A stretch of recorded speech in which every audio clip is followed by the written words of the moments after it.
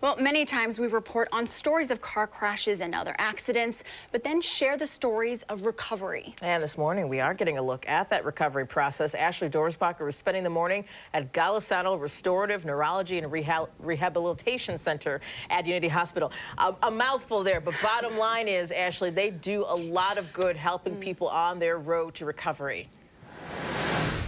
They do. I like how you noticed I made you guys say it because I knew I'd fumble over all of the words of the title, but all those words are doing something really great here. We showed you, we tried to show you a little bit last time of Laura and the scope. Okay, Angela, we got the scope down her nose. First off, Laura, you can talk when this is at, oh my gosh. But what are we seeing on the screen right now? So this basically is the inside of her throat.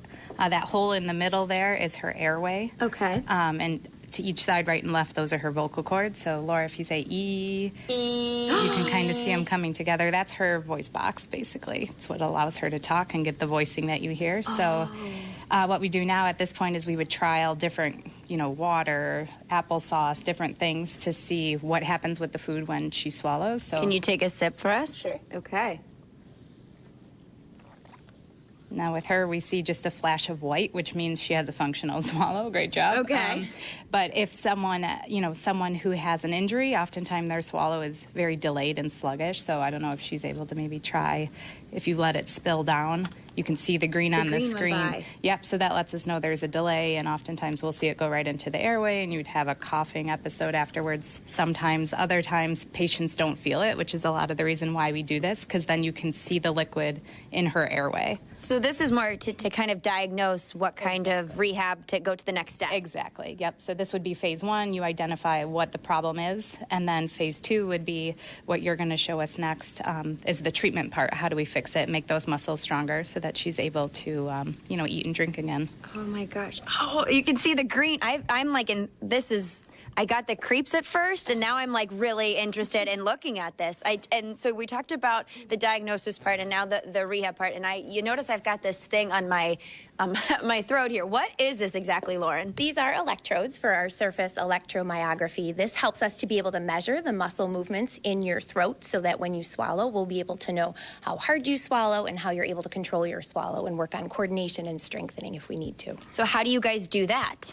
So this machine, as it measures your muscle contractions, will give us a baseline for you personally. Okay. And then what we're looking for is, for strength-wise, for you to go somewhere between 40 and 80% of full exertion for your swallow. Okay. So we're wanting the consistency of the strength, and we're also working on the coordination. But we also like to make it a little fun. So this is our game that we have here set up for you. Okay. So essentially, you're going to try to make the kangaroo jump as high as possible based on your baseline muscle contraction, and try to accumulate as many points as possible. And you guys kind of monitor this little thing right here is monitoring. We do. It's measuring your muscles even as you talk, which is why it's moving right now. It doesn't stop when I'm for me. So I grab my little water here, and I can go and make him jump, right? Yep.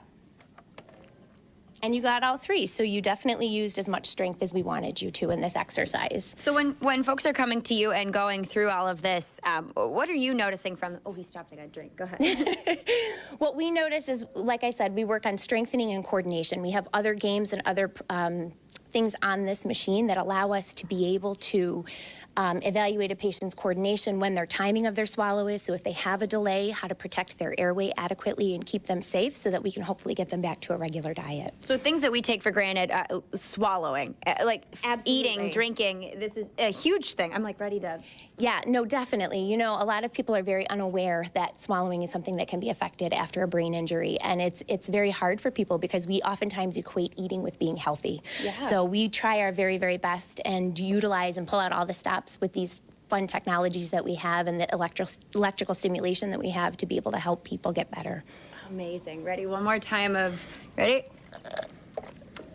I got him. I got them all. But that's amazing to be able to watch that. Look, I mean, just amazing stuff being done here this morning, you guys. All right, Ashley, thanks for sharing that. So creative with that little game, too. Very interactive. It makes it, kind of fun. What you would normally picture in terms of rehab, you think of something more strenuous, and at times maybe it is, but that looks like a fun kind of outlook. Just something so small and detailed. And that kids them. can get it, too. You know, they could follow something like that, too.